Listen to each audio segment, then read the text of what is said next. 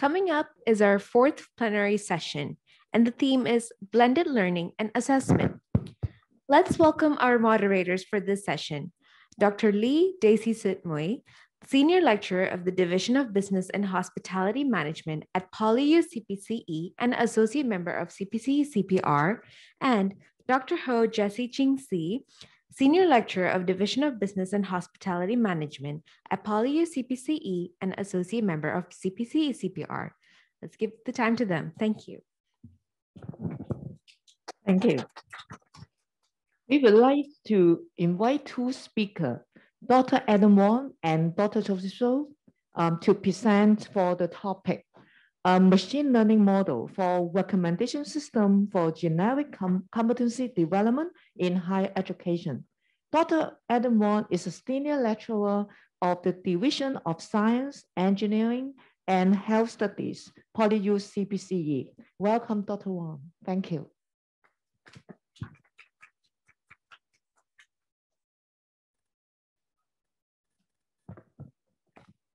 And also, I think you present one by one. Okay, and I also would like to introduce Dr. Joseph So. He is the Principal Lecturer, Division of Science, Engineering, and Health Study of PolyU CPCE. Thank you so much. Thank you, everyone, for a warm welcome. I would also like to introduce another speaker who is Mr. Kia Zhang. Kia is the research assistant on our team. Actually, I'm proud to introduce him because he is a graduate of my program this year. Okay, please welcome Mr. Zhang. Okay, thank you, everyone. Okay, I'm very glad to work with my team. Okay, including Dr. Wong and Kia. Okay, and also Ada on this very comprehensive project. Okay, to have a very nice beginning. Actually, the topic is about feature engineering for building a machine learning model for recommendation systems for generic competence development in higher education. So it's actually supported by the FDS of UGC of Hong Kong. So in this project, actually, as mentioned, okay, we would like to have more focus on this presentation is the feature engineering.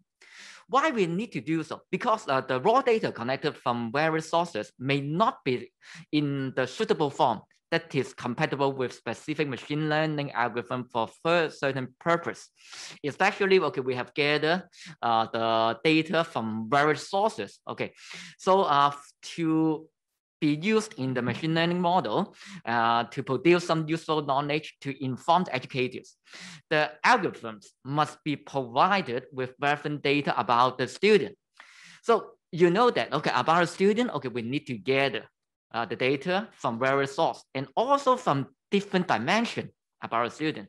So the data may not be so clean and also the format will not be consistent. We have to do so. And in the following, we will introduce how we can identify these issues, okay, and also to how to replicate them.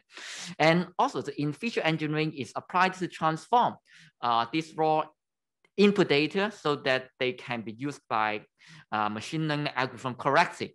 So that is the key main idea, okay, of our today's presentation. So let me pass the time to Adam to carry on to talk more about the background. Yeah. Okay, thank you very much, Dr. So.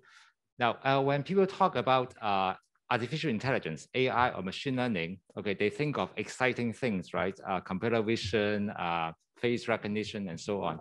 But actually, in our application, which is a recommendation system, there's a lot of things we have to do before we can come up with a system that can tell a student, hey, according to your profile, these are the courses that you should take if you want a particular kind of generic competency. Okay, and this part, unfortunately, is not well covered, okay, in the by the books or by YouTube videos or anything on the public domain. Okay, so this is you may say a rather boring part, but it's very important part, because if you don't do it right, there will be no artificial intelligence and there will be no machine learning afterwards. Okay, so if you find this presentation is not as juicy as you expected, then That's the reality. Okay, so for anyone who wants to make an attempt at machine learning and artificial intelligence, you have to be prepared to do the feature engineering. Okay, so let's look at some actual data here. Now, as Dorso has rightfully pointed out, that it's a data mining project. Let me grab my pointer here. To find out the associations between student academic performance and other features. Okay, so if you look at this spreadsheet, each column is known as a feature. Okay, that's why today's topic is called feature engineering. Okay, and now there are many features here, and some features are like their participation in various activities. Now, participation is rather vague. So what do we mean by participation? So if you look at the data here, now look at this student. The subcategory is called AWD. Do you know what AW stands for? It stands for award. Okay, so if the student has received a scholarship of some kind, then this student will be regarded as have participated in that activity. So if you don't do the right feature engineering, you'll find out that, okay, the students with great competencies in communication would have received an award or participated in this activity, okay, award. So my recommendation to a student is get this first class honors award, and then you will be good at this competency. Of course, this is wrong, right? So we have to, so obviously, one very simple way is to remove the features that are not related to what we are trying to find out, okay? And of course, there's the demographics, which basically means the gender, the age, and their race, and so on. And their academic performance prior to joining the university. So basically, this means their DSE results. For most of the students, this means their DSE results, okay? And the dataset consists of many spreadsheets, many worksheets. As you can see, this is one screen capture, and you can see there are many worksheets here. As you see, there's a plus sign, and there's 3 dots. It means that there are many worksheets being collected over time. Let's move on. So we're dealing with an enormous amount of data. So many people are talking about big data these days, right? I think we are truly dealing with some kind of big data. As you can see, look at this worksheet alone. We have 30,907 records in this worksheet alone, okay? And similarly, over here, we have another 13,000 records. And this for 1 year, right? 1 year, 2 years, 2 years. But these things will accumulate, So as you can see, the magnitude of the problem. Now, here's a little bit of explanation on feature engineering.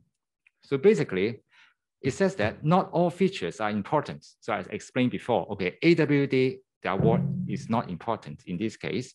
Okay, so they are not needed to produce an acceptable level of confidence in performing prediction, clustering, and regression. Prediction is easy to understand. So prediction is the end result that we want. Clustering and regression are the means to get that prediction, okay? And the more features added to the model, the higher increase in time and complexity of the machine learning algorithms.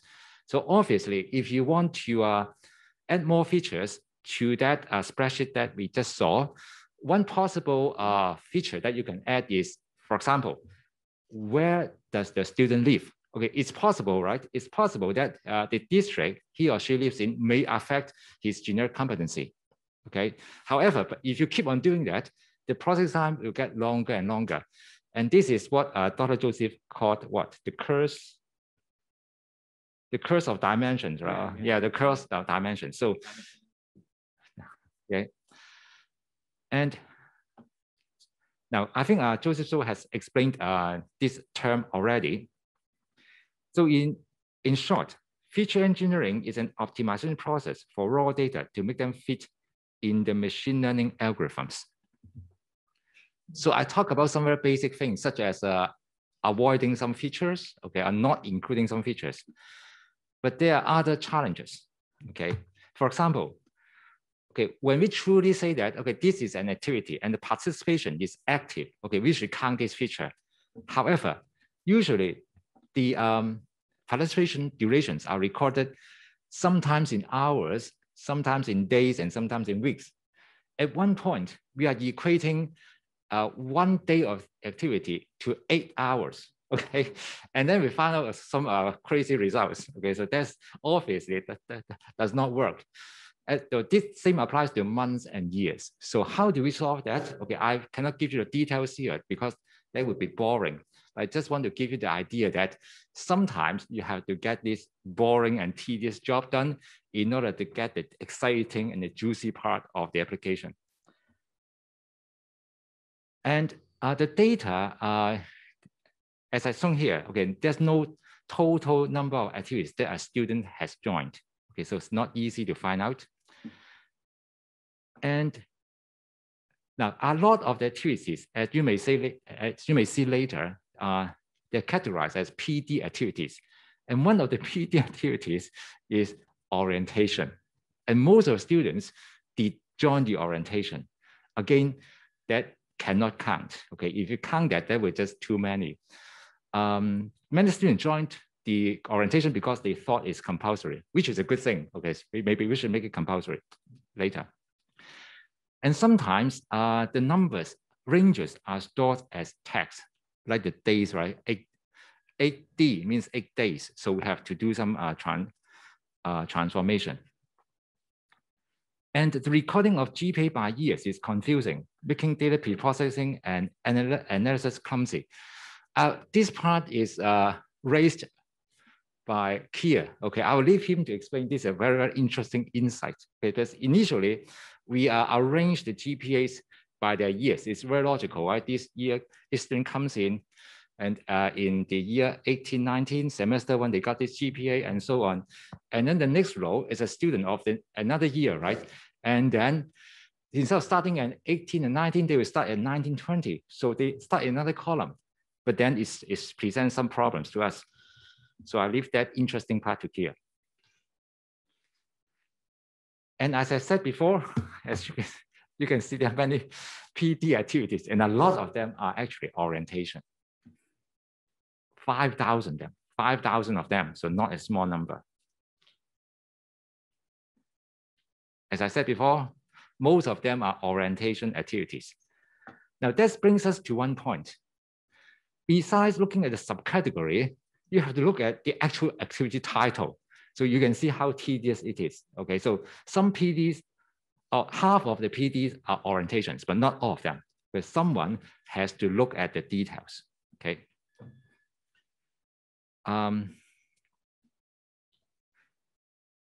So here's the challenge. Okay, so I think it's the time to pass on to Kia to talk about this challenge. Okay, Kia, please. Thank you, Adam. Originally, as Adam mentioned before, the GPA was recorded by year and also semester, which is like 2019 semester 1 and 2019 semesters 2, etc.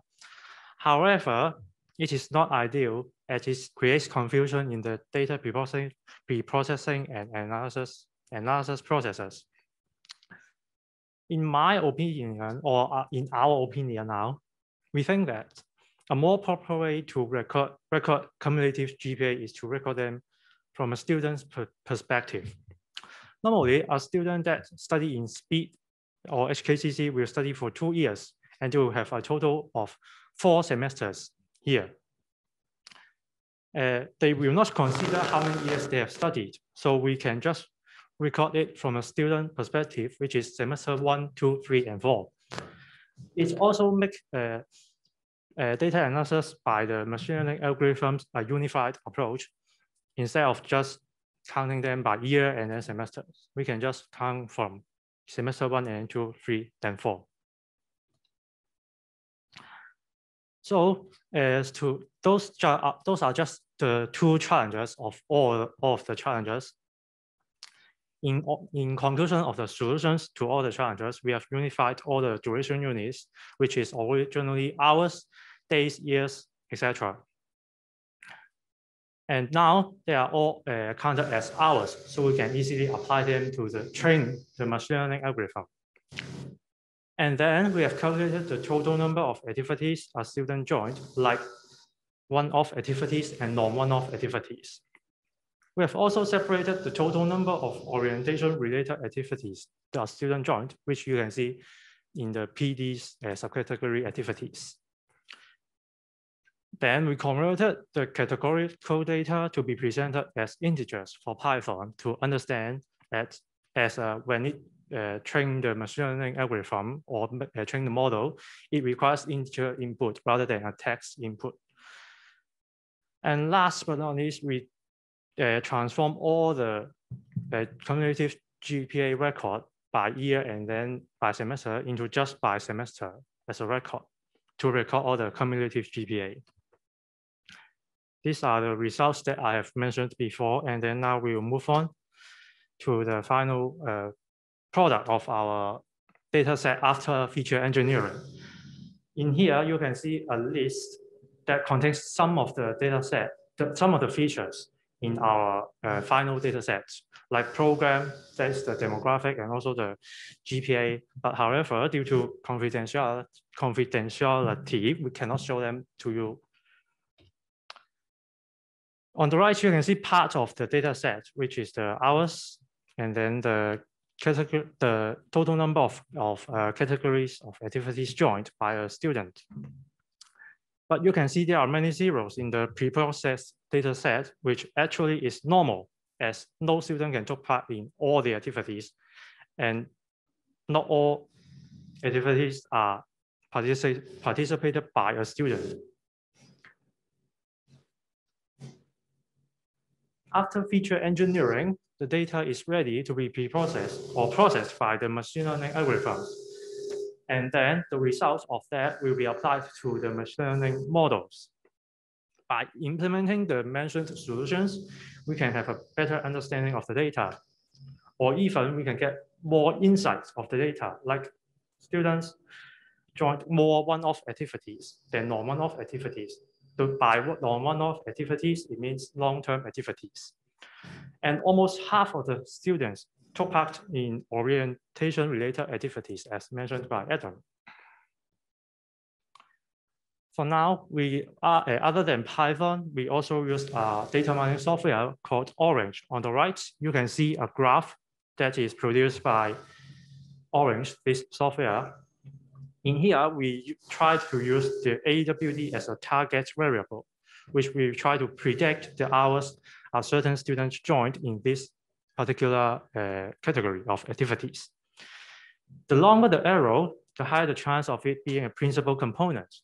You can see that gender, the arrow that represents gender is very long. However, we will not consider it as a principal component for now, because our main focus for now at this stage is language subjects.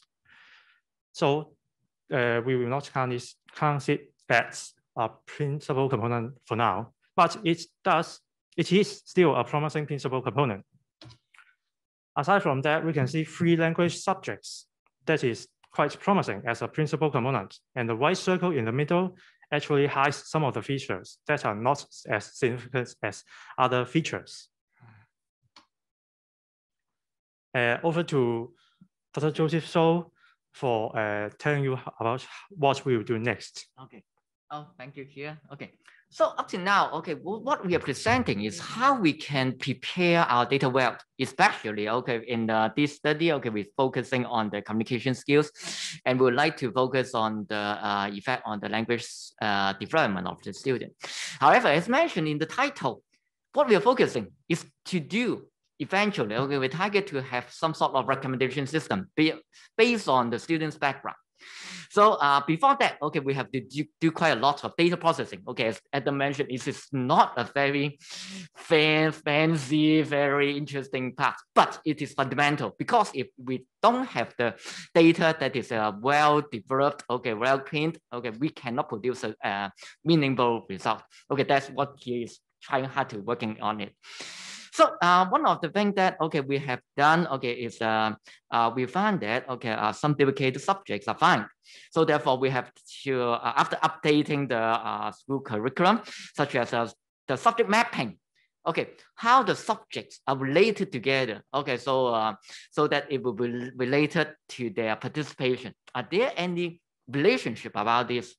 And also we would see that, okay, activities will be recorded by the sub-themes or total number of hours will be reflected in the improvement of students that can achieve.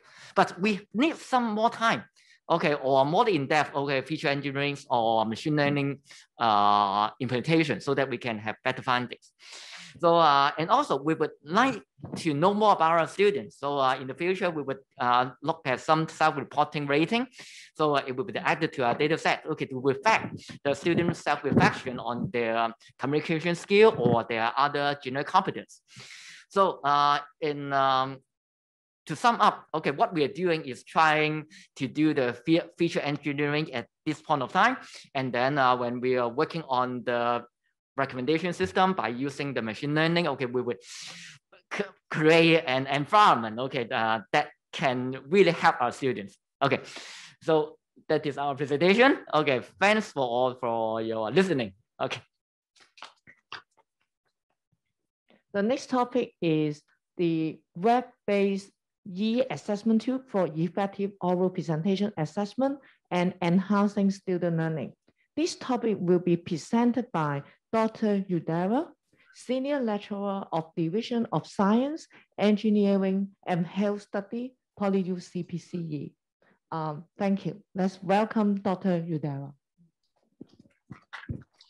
Thank you very much for that kind introduction. Can you hear me?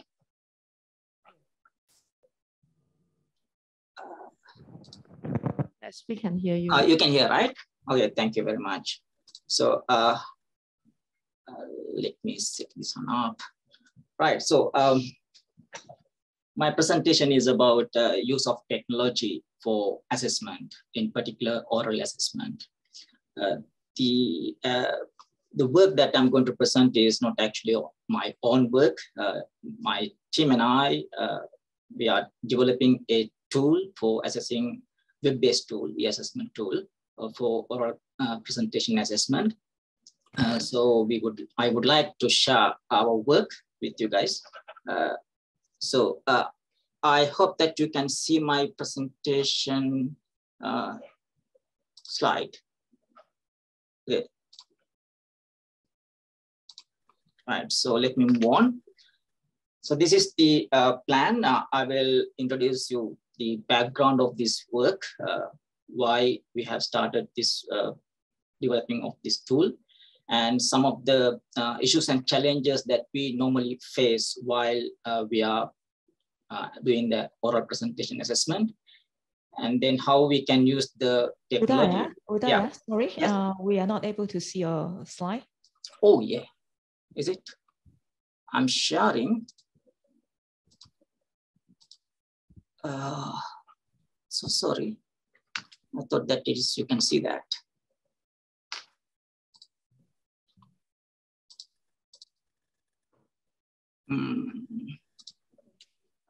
Okay, we see your slides now. Thank you. All right. Okay. So ready, right? Okay. Sorry about that. Okay. So what I was saying that I'm going to give you a background information about our work, and then I'll move on to explain the tool that we have developed, and at the end I will talk about some of the direction for research.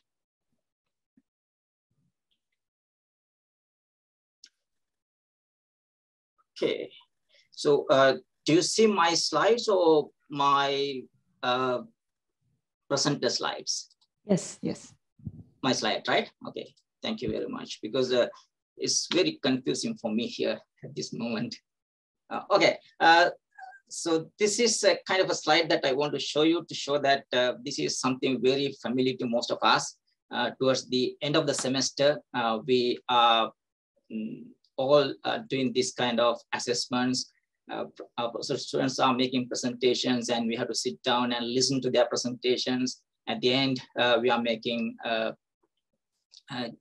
some, providing them feedback and also judging their performance. Mostly about project-based learning and case-based learning, and also for problem-based learning, we normally use oral assessment as essential assessment component. So our students may be presenting individually or as a group. And when it comes to assessment, we do assessment differently. Sometimes it is only by the subject lecturer, and sometimes it may be a panel of assessors doing the assessment. So the basic objective of oral presentation is to assess the knowledge of our students and their understanding about some concepts and their process of problem solving skills. And then we assess it through oral medium. And also assessing their communication skill is another important task. So when I read through theories about learning theories, and I can see that they identify oral presentations or oral assessment as a higher order cognitive task. It is very true because as you can understand, there's a lot of planning going on. Students need to collect data, information, and they have to be very thorough and have a good understanding about the content they are presenting. And then there should be a logical order of presenting ideas. And most of all, we ask questions, and then they have to think on their feet and answer those questions. So with that, I guess that they need to have a lot of better understanding about the content and a lot of preparation. So it involves deep learning. And also it is a direct means of assessing. That means students are in front of us. We can ask questions. We can probe on what they're talking about and question them, right? So with that, we can do a true assessment of their knowledge, learning. So these days we are talking about, online assessments, plagiarism, academic misconduct. But when you are doing this kind of oral presentation assessments, the chance of they performing academic misconduct is very minimal. So you can see that there are a lot of positives with the oral presentations, but there are some issues when it comes to doing the oral assessments. One thing is very time consuming. To give you an example, for in my area, mechanical engineering, we have our capstone projects. At the end, they are going to make a presentation as a group. Normally, we spend about 2 whole days to complete our presentations. So it's very time consuming. Another aspect is about the record of assessments, the process, because if there's any appeal by the students, then we don't have proper records to go through the trail of activities that we have done for the assessment. So it is also another key problem. Another one is about the feedback, because feedback is really important for students' learning. Because of the time constraint, we find it difficult to provide written feedback. Then if we give oral feedback, it is okay, but we really understand that students are very nervous in front of a crowd, audience, right, in front of their assessors. Therefore, they might not digest what we say. So therefore, it is really important to provide feedback in written form, mostly. And next thing is about the peer engagement. Peer engagement also is limited in our traditional way of assessment. When I read through the research, it shows that peer assessment has a very positive impact on students' learning, especially in the presentation skills and how they organize that presentation, that kind of things. So therefore, I try to improve this oral presentations. And before that, I want to mention that most of the time we do this oral presentation assessment towards the end of the semester. Why? Because we need to give enough time for students to complete their projects or case studies, and then they have enough contents to present. So once we do the assessment towards the end of the semester, it is going to be more or less a kind of a summative assessment, right?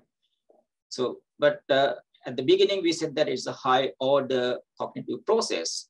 But when it comes to assessment, we pay less importance into that, or for the especially the learning part. So we have to question about how impactful is our assessment is on learning. So if we want to improve it, definitely we have to do more of assessment for learning than assessment of learning, or combination of them. So in that process, if you want to do assessment for learning, feedback is very important for students for improving their learning. So then what I try to do is to use paper-based rubrics to assess their performance, and then even get our students, the audience, to provide feedback, peer assessment. But that use of paper-based rubrics, it has some drawbacks. The main drawback is actually we don't have enough time to write our feedback on the paper, and then there are a lot of clerical work at the end, collecting the feedback and then printing them, or printing or scanning them and sending back to the students. So finally, most of our time is wasted on this kind of clerical work. So the best approach may be to use technology. So therefore, I try to use technology. Initially is about the learning management system, our model learning management system. It is good, but there are some limitations. Mainly limitations coming from the flexibility side. It's not that flexible to add on or add all the requirements that I want to add into the assessment process. So that is the reason we thought of developing our own tool, called web-based assessment tool, with the funding support from CPCE Pedagogical Innovation Fund, and together with my colleague, Ken Sang, who provide the technical assistance in IT matters, and also with our students who supported in software development, we managed to develop assessment tool, which is now available for testing and use. So I would like to give a little introduction to that tool. And initially, the concept is the basic concept. Students, while they are doing the presentation, I want to get our assessors, teachers, and students all access to the same tool, and then they interact with that and provide their assessment plus feedback. And at the end of the presentation, we should be able to provide feedback and assessments directly to the presenting group or the student. And then as assessors, we should be able to get down consolidated results so that we can generate our grades and all that. So that is the basic idea. And then now the tool that we have developed, we call it Easy Assess, and it can be accessed or used by laptop, PC, iPad, or mobile phone. Any device is okay to access and use this assessment tool. So it is developed as a modular the application where we can plug in modules. It's like, for example, here we have access control module and a module for setting up assignments, and then to enter student data, and also performing the assessment, or it's like rubric-based assessment. And we can plug in many other units depending on the needs, and all the data are going to be stored in a central database. And then after that, there are other modules to retrieve the data and process them afterwards. And this is a snapshot of the user interface. And it has a very simple design where anybody can understand. And at the left side, you can see the navigation panel. It has different links. They are ordered or clustered into different groups. The first group is to set up an assessment. And then the second one is to start an assessment. And at the end, after completing your assessment, then there are some other links for you to export data, process data, and also manage peer assessment sessions. So if I go to the managing or the creating an assignment, again, the user need to input some simple data about to identify the assessment, and all the other things like the assessment criteria like rubrics, and also the student data we can import using CSV files. So it is very easy to import data into the system. And finally, if you look at the assessment criteria, it look like this. It has a very familiar look like a normal paper-based rubric. If you want to make any changes here, you can do those changes. And then some options like access control, everything we can provide in the system. And when it comes to assessment, what you have to do is simply select your assignment and then select the group that you are going to assess or a student that you are going to assess. And then on the, during the presentation session, if you want, you can take a picture of the group presenting today or in that session. And that is very useful because later or during the presentation, sometimes you want to know who is presenting because you can't remember their names. So you can easily link the presenter with the name. And even after you finish your assessment, if you want to revisit your assessment, it is easy for you to go back and, if you want to make changes to your assessment, you can easily perform that. And then when it comes to the assessment, the assessment criteria and the level of achievements are presented in a very familiar fashion. I mean, the interface is very simple. Anybody can understand, and you can see there's a progressive numbers indicating the grades achievement from F to A+, right? So this is the group performance. And then if you want to go for individual assessment, you can select the student. And again, there are different assessment criteria. You can make your assessment or your judgment about their performance. And once you complete it, system will provide you visual indication that you have completed your assessment. And when it comes to the feedback, you can type in feedback, or else, as we know, students are making common mistakes or common errors. So we can provide common feedback.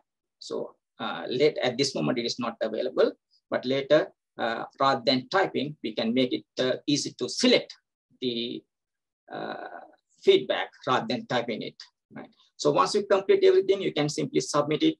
And after submitting, if you want to change anything, you can go to the assignment record and retrieve the data, and all your assessment records are there. And then you are going to make your changes here if necessary and resubmit, right? So once you complete the assignments, that is the assessor's part.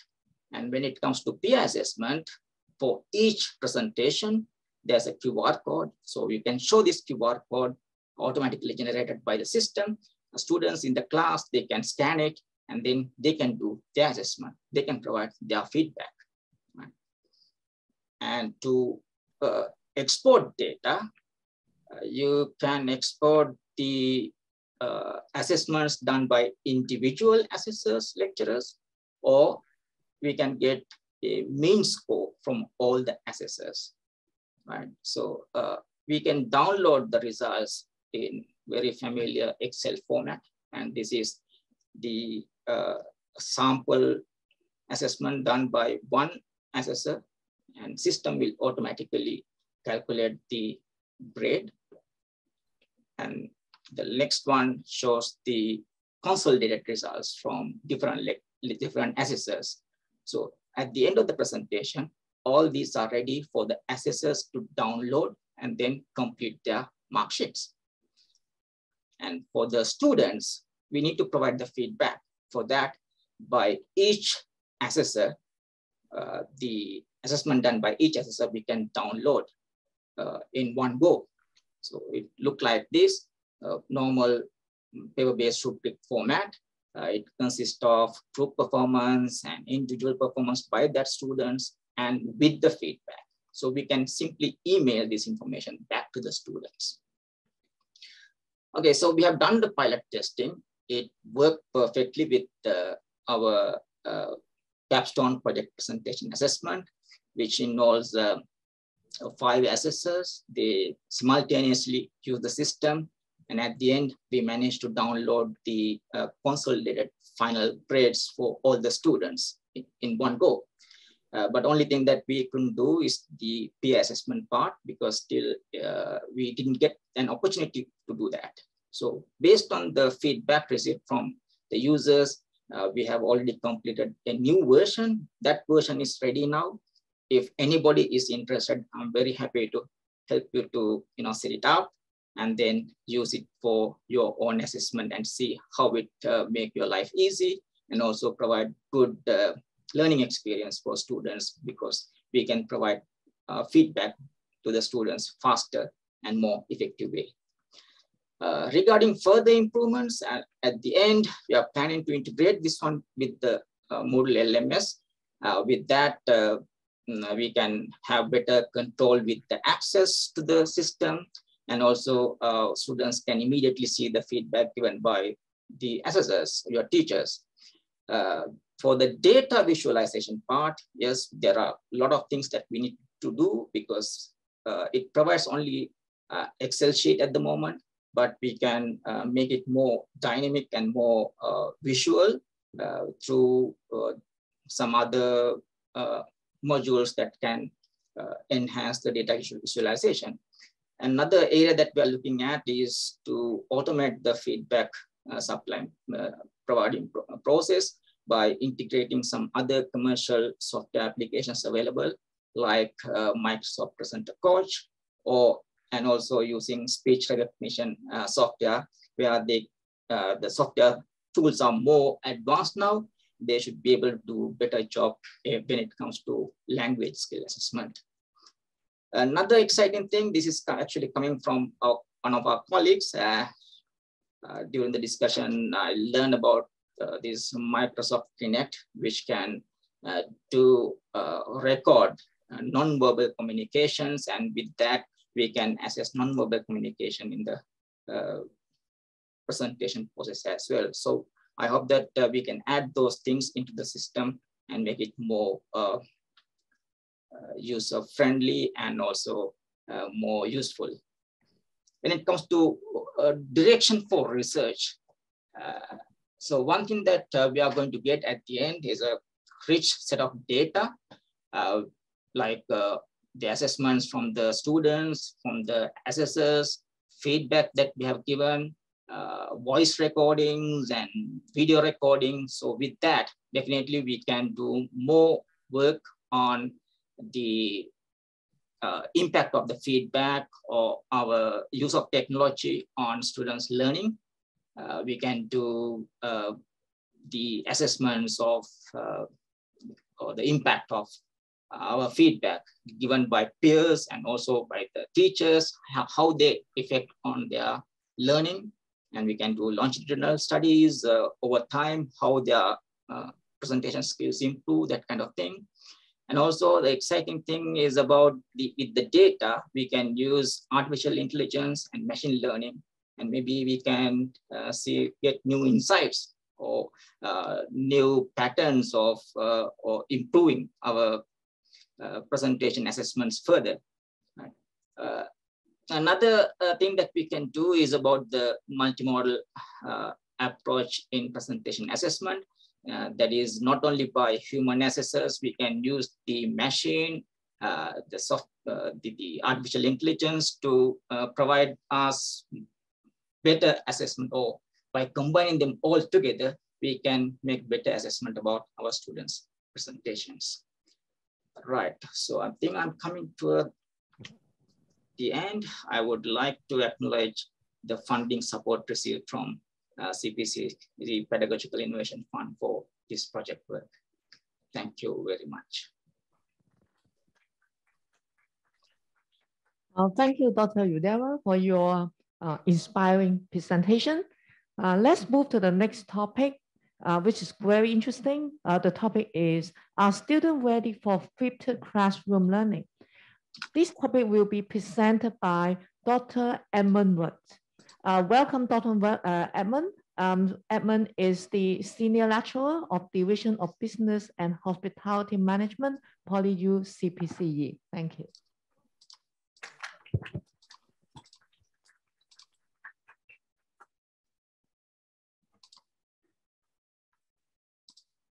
Colleagues, ladies and gentlemen, I'm Edmund from CPCE. My title is A Student Ready for Flipped Classroom Learning. This study was fully supported by CPCE Teaching Research Excellent Fund. I still remember the last year, yeah, there is a call for the proposal. And then I tried to submit my proposal, and then the result were released on June. And then that's why I have a bit spare time, and then to do the preparation during the summer with my co-investigator, which is the Bill, Xu, and Pecky. And then basically we did the data collection in the semester one, and this is a preliminary findings. I think this particular conference gives us a very good platform to present our research. Thank you very much. Thank you. And the topic is flipped classroom. So is this particular picture, do you feel comfortable? For some of you, I think it's okay, but are students okay a lot? So this is the purpose of my study. The paper basically follow the very traditional format of the paper, because we would try to submit after we did our research, and then we write up the paper, try to send to journal as well. That's why the format more or less the same. So basically, flipped classroom consists of the video viewing and the class discussion. But before we move on, is it flipped classroom is the same as blended learning? Basically, blended learning consists of 4 models. They are rotation model, flex model, self-blend model, and enriched virtual model. And flipped classroom is a subset of blended learning. If you look at this particular diagram, it would be more clear. At the top of the diagram, you could see the blended learning includes 2 things, brick and mortar, that is to say face-to-face and online learning. And we have 4 models under blended learning. And then you could see the flipped classroom model is belong to the rotation model. Because of the time, presentation time, I will not go through all the models here, but just give you a brief understanding. Blended learning is composed of asynchronous learning and synchronous learning. Of course, there are many advantages. But anyhow, our teaching strategies could be redesigned. And the outcome probably significant, better than traditional approach. And how about fit the classroom? Basically, students study the lecture material before the class, and teachers will lead through students apply the lecture material using assignment, problem solving, and peer interaction activity. And in the lecture time, I should say, we ideally should develop the higher order thinking of the student. So in the fitted classroom, the most important orthodox is the video lectures, which teachers have prepared in advance. So a few years before, it could be a very headache for the educators in higher education because we are all very busy. So, but because of pandemic, maybe this would be a golden opportunity for us to do the flipped classroom. It is not a new thing. The Chinese U and University of Hong Kong use it for some of their classes around some years before, as far as I know, 7 years before. It is a very, it is a student center and meta-analysis of 10 years of research in engineering education. So fitted classroom approach is better than traditional classroom. So here is very easy to understand diagram. In the traditional classroom, students listen to lecture, and after that, they would have some activities in the tutorial, or they do the homework at home. On the fitted classroom, students watch the video before they come to the lecture, and you could see the classroom activities. In the lecture time, they have some group work or some other discussion work. So it's quite different. So there is a study, a recent study. If lecturers have offered a short recap at the beginning of the class, it would be good to enhance the effectiveness of the fitted classroom. As I has been mentioned, video recording is one of the essential parts of the fitted classroom approach. And during the pandemic period, teachers are forced to use online learning. Most of the teachers record their lesson for student reviewing. They are trained to be a good presenter using a video. So if the students sometimes miss the class, and they could watch the video later in order to catch up the content. So at that particular occasion, both the teachers and students are used to make use of video recording in their teaching and learning. Why not we try to have a step further to have a fitted classroom? In previous literature, they would put more focus on the teacher readiness for fitted approach. It would be a good opportunity to explore the literature club in this particular occasion.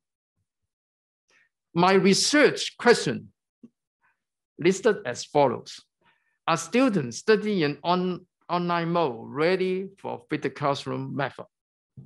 That is to say, now I'm supposing now is a very serious situation. We are not in the hybrid mode, we are in the online mode. Is it online mode still okay? That is the first research question. And the second research question, traditionally, we have the face-to-face fitted classroom method. Is it online mode is better than face-to-face, or vice versa? I think it's very important research question. And more students accept online learning for some reason. Readiness for online learning has been studied by many scholars. Factors contribute to the readiness were identified First, self-direct learning. That is to say, students need to participate in learning process, communicate self-efficacy. Students are unable to communicate with each other, technology readiness, learner control. Last but not least, motivation in learning. The readiness measurement scale has been used by scholars, even in flipped classroom, both in face-to-face and online setting, but not both. That picture just try to summarize the measurement scale of the readiness. It composed of 5 things I just mentioned. My research model is that, is there any association between the student readiness and intention to participate in the classroom? Because as we all know, when the student coming enroll the course, they expect to listen what lecturers are presenting. So especially in that particular pandemic period, students used to online, and then they are a bit passive, I should say. The study was conducted in last year, October. 2 classes of students will participate in the study. One class is final year undergraduate students studying in marketing research. The topic is qualitative research, content, and in-depth interview and observation. Another class is first year undergraduate students studying in managing organization. The topics cover external environment and organization culture and global management. So the logistic is like that. Basically, the students were told they would use another method of the teaching and learning, and then they are asked to watch a video before they come to the lecture. And I tried to give the link. I put the video on the Moodle and also the discussion question on the Moodle as well 1 week before. And then when then they return to the lecture time, they were divided into small groups. And then I tried to assign, because I already gave them, for example, 5 discussion questions. The group 1, supposing responsible for the first question, group 2, the second question, group 3, the third question. And then give them around 15 and 20 minutes for the discussion. Of course, at the very beginning, because students used to forget something. So I try to recap a bit, 5 to 10 minutes, what the video about. And then at the end of the discussion, they have to select a person to answer the question, to stand up to answer the question. Basically, that is the logistic. The investigation period was 2 weeks. And after that, they were asked to fill in the survey after the class. And so I would try to use the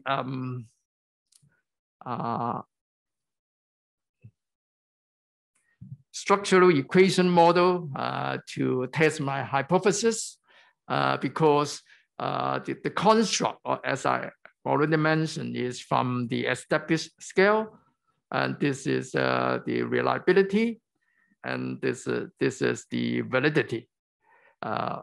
It's okay, and then this is the result of the PLS model, and I find that basically the readiness of the hypothesis leads to the perceived control and also leads to the intention to participate are supported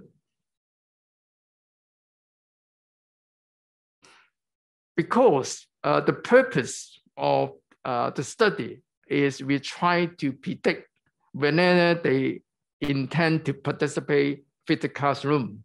That's why I was using the module PLS predict to see whether my prediction is correct or not. Basically, the algorithm is trying to using some sample of our participant in order to test my model, and the basic cutoff line is the PLS SEM should be less than the LM. Yeah, I will not because of the time I will not go through the details, and then the indicators are all negative, so that would be okay. And now I try to do multi-groups analysis in order to answer my research question, because some of the students, the discussion part is online, some of the student is on face-to-face. And I find that low significant result has been found between these two groups. That is to say, the association is more or less the same.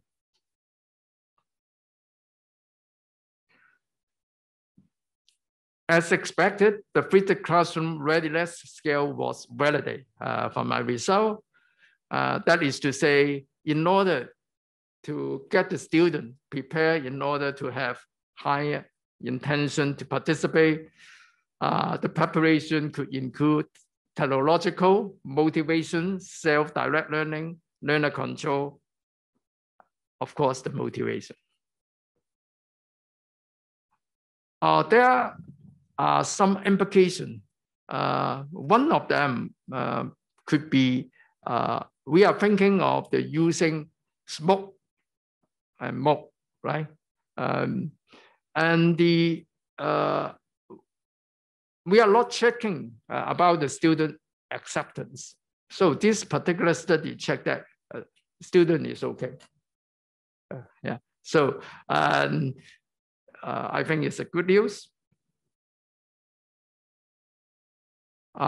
Conclusion, the fitted classroom readiness scale was validated.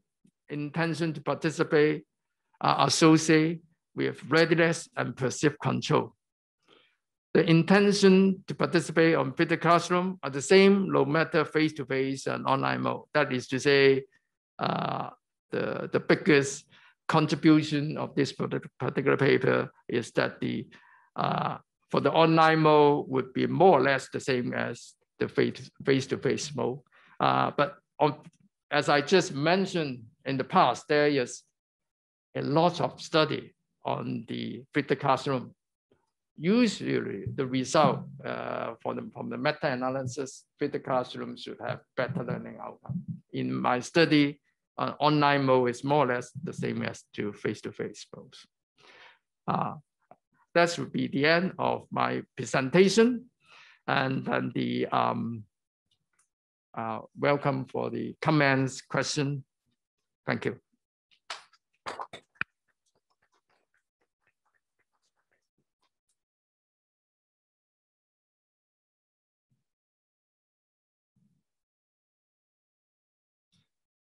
Thanks, Dr. Watt, for your insightful presentation. So it's now our Q&A section. Is there any questions from the floor or from online audience? Online audience, you may post your questions on Palette. Evan, Hi. Interesting talk. And would it be any difference if you apply the flipped classroom to different subjects? For example, would it be particularly useful if you apply to some analytical subject, or apply to some subject mainly for the to facilitate the discussion, or well, would it be apply to different subjects? And in your investigation, what subject you are using? Okay. Thank you for your question. And the subject I'm using, there are two subjects. The first subject is marketing research, and the second subject is managing organization. Those subjects are more or less the business subjects. And but in the literature, there was a meta-analysis for the engineering subjects. It would be showing that the fitted classroom approach is better than the traditional approach. Of course, here their study would focus on the face-to-face fitted classrooms. And on the recent study, which is published by Jiang 2021, is applied. They tried to test the readiness in fitted language classroom in online setting on language subjects. So it seems to me that the subject may not matters regarding the fitted classroom. Because if you are using, let's say,